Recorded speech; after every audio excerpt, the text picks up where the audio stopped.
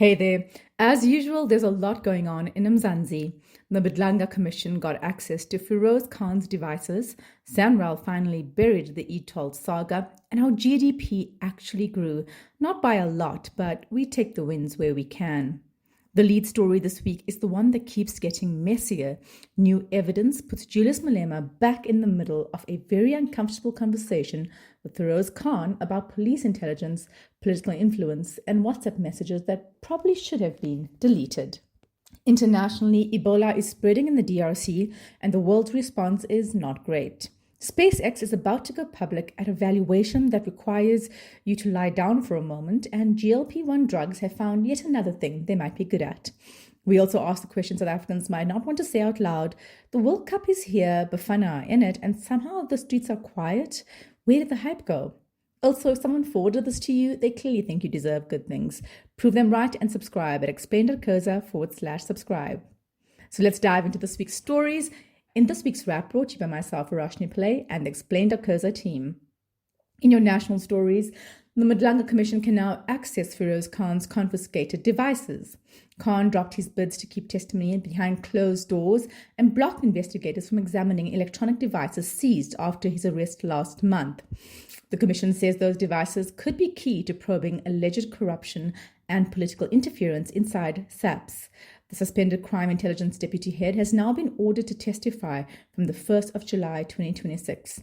With public trust in SAPS already battered, the spotlight now shifts to Khan.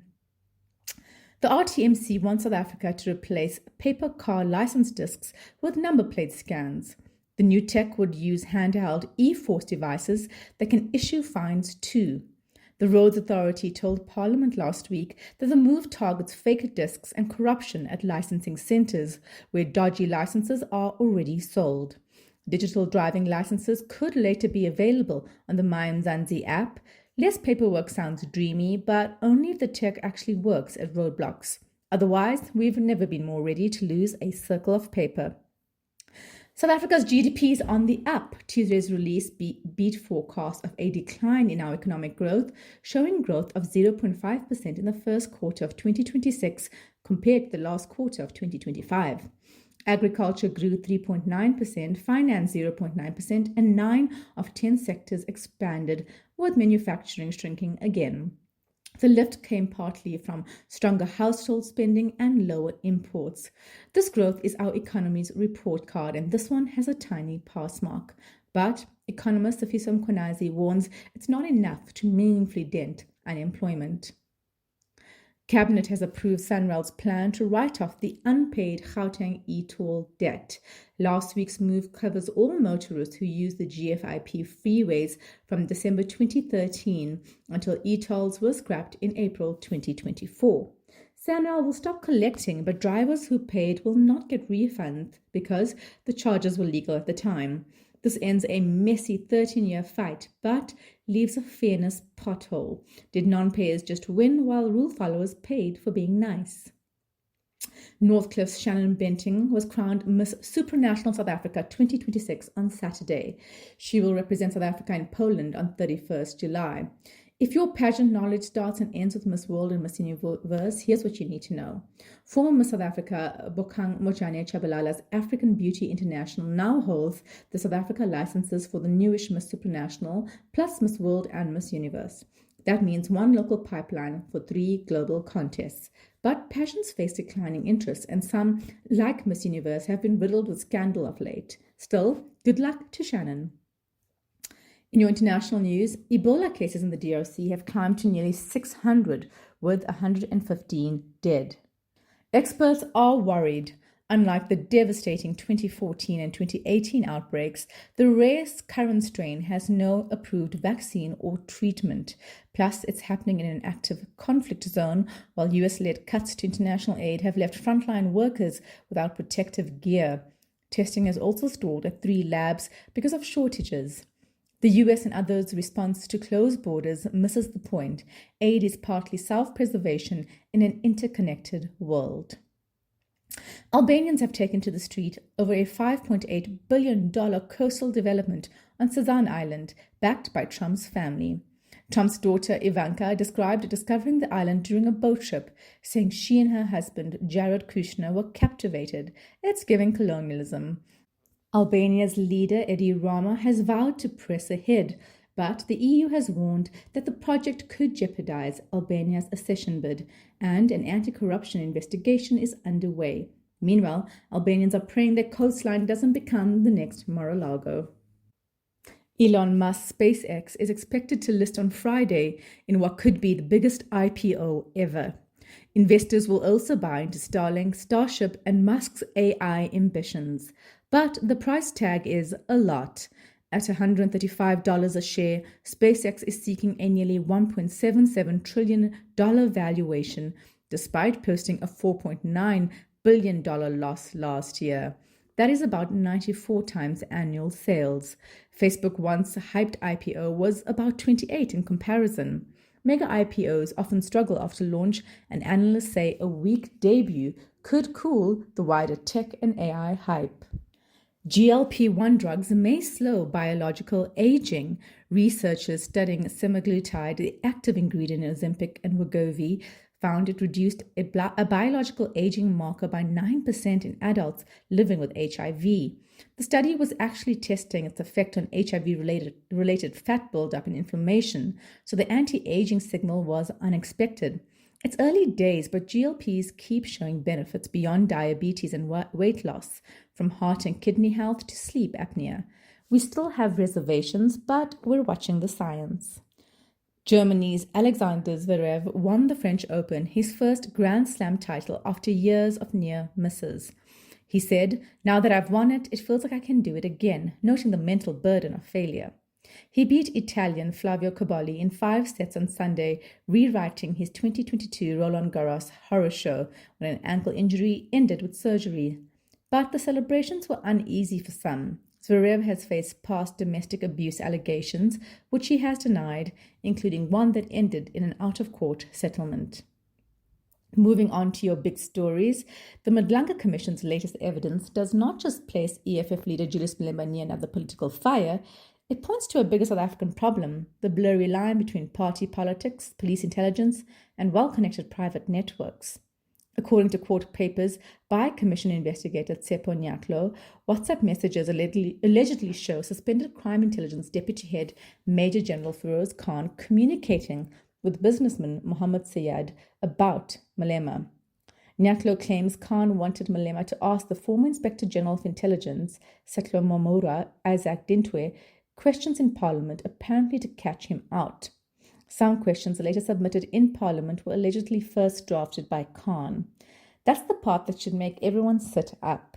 Parliamentary oversight is meant to hold power accountable, not become someone's personal pressure tool.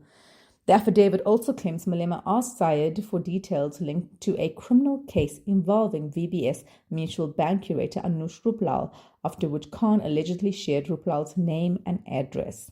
Khan is now expected to appear before the Commission on the 1st of July after dropping a court bid linked to access his devices.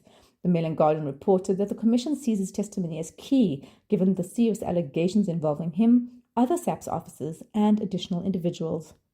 Malema's week also took a courtroom knock when his R1 million defamation case against Patriotic Alliance Deputy President Kenny Kunene was struck from the Gauteng High Court roll due to a case lines filing problem. Judge Leonard Twala also ordered Malema's team to pay Kunene's legal cost.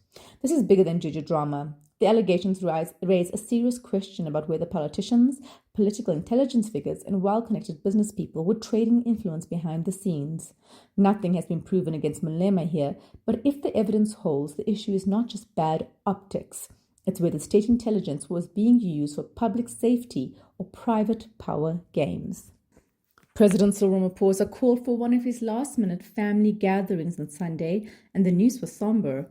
He announced tougher immigration measures after weeks of anti-immigrant marches, rising fear in migrant communities, and pressure from neighboring countries. The tension is no longer theoretical. Gauteng police say they are preparing for possible unrest linked to the 30th June deadline circulated by anti-immigration groups for undocumented immigrants to leave the country.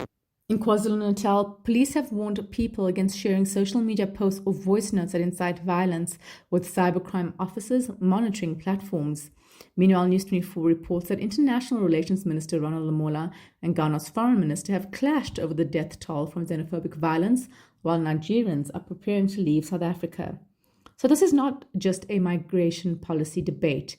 It is now a public order and diplomatic headache.